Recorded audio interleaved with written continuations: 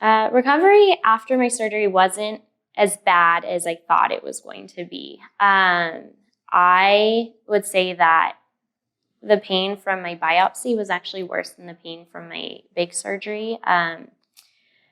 I was awake for my craniotomy to remove the tumor, and so that actually helped a lot because I didn't have full anesthesia, so I was a lot more awake after surgery, and I was able to get up and walk around that same day.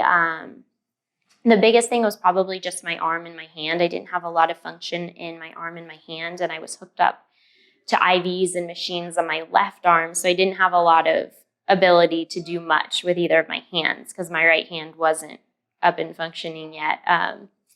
But I was in the hospital for probably 3 or 4 days after my surgery, and then they sent me home.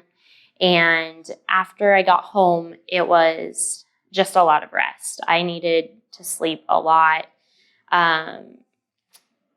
So those few days are kind of a blur of pretty much just being at home, making sure I was taking my medicines that they needed to take and taking them at the right times, making sure that I was, taking care of myself and eating and all of those things. And then within a couple of weeks, though, they had told me to start taking walks around the block, just up and trying to get active, spending just some time outside in the sun, just kind of reintegrating into normal life. And then at my 1-month appointment was when my surgeon okayed me to go back to K-State. And so that was a really exciting day. And I went to occupational therapy for my hand.